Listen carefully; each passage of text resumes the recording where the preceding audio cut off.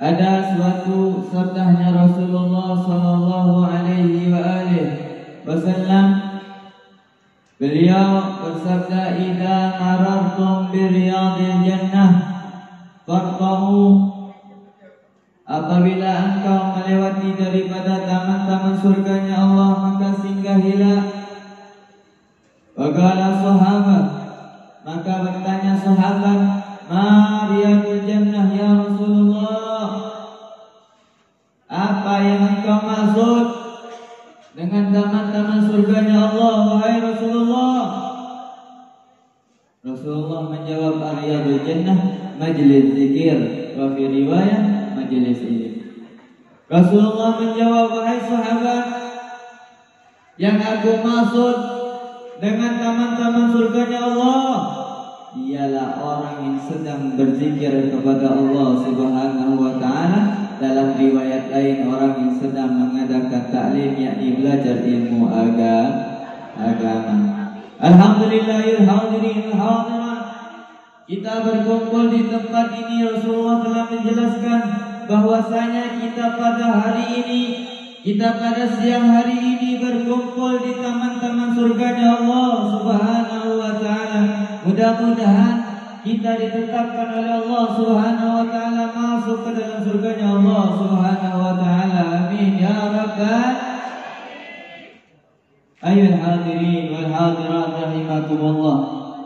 Kita berkumpul di tempat ini bersama para asatidz. Kita berkumpul di tempat ini bersama para habaib, para zuriyatul Rasul sallallahu alaihi wasallam. Karena juga bersabda Rasulullah sallallahu alaihi wasallam, "Barang siapa manzara aliman maka annama zarani." Barang siapa yang berziarah kepada orang alim, barang siapa yang mendatangi orang alim, maka dia seperti berziarah atau mendatangi aku, kata Rasulullah sallallahu alaihi wasallam. Kita mendatangi suatu ulama, kita mendatangi ustaz, kita mendatangi habaib, kita duduk di situ, kata Rasulullah sallallahu alaihi wasallam, seakan-akan dia duduk bersama aku, kata Rasulullah sallallahu alaihi wasallam. Man zara aliman faka'annama zarani, man safaha aliman faka'annama safahani. Barang siapa yang berjabat tangan bersama orang alim, barang siapa yang berjabat tangan bersama para habaib, barang siapa yang berjabat tangan bersama para ustaz, kata Rasulullah sallallahu alaihi wasallam, man safahani faka'annama safahani, maka dia seperti bersalaman bersama aku, kata Rasulullah sallallahu alaihi wasallam. Ini khusus ketika laki-laki boleh bersalaman sama laki-laki, ketika perempuan boleh bersalaman sama perempuan. Tidak boleh kalau laki-laki bersalaman sama perempuan bukan mahram. Sekarang ini banyak, saya pernah melihat satu ustadz, maaf sebelumnya, dia paham tentang agama, dia paham tentang Allah, dia paham tentang Rasulullah. Ketika dia dijabat tangan, diminta salaman sama perempuan yang cantik, yang kaya, dia mau bersalaman sama itu perempuan. Naudzubillah, cuma naudzubillah min dzalik, Allah yaghfir. Mudah-mudahan kita dijauhkan dari orang yang seperti itu, ya hadirin. Amin ya rabbal alamin. Ayuhal hadirin wal hadirat rahimakumullah. Kita pada hari ini yakni memperingati daripada hal Habib Abdullah bin Husain Al-Haddad dan juga hal Habib Tahir bin Abdullah Al-Haddad dan juga hal Ibu Hajjah Ummi Majah binti Haji Abdul Rahim Al-Hajj. Alhamdulillah kita menghadiri ini hal yang mana hal sudah dijelaskan bersama Ustaz tadi, ialah kita memperingati daripada kemangkatan beliau, yang mana ini ayat hadirin Yang meninggal ini yang kita peringati holnya, yakni Dzurriyyatur Rasul. Yang kita peringati ini holnya keturunan daripada Rasulullah. Rasulullah telah mengajarkan kepada kita, Rasulullah telah mengingatkan kepada kita, para alim, para ulama, para asatidz telah memperingati kepada kita. Di dalam qasidah ada yang menerangkan bahwasanya ahlul baitil mustafa tuhuri hum amanul ardi fadzakiri. Mereka ahlul baitin nabi, mereka para habaib, mereka para dzurriyyatur rasul adalah pengaman bumi, kata Rasulullah sallallahu alaihi wasallam. Wajib kita ingatkan.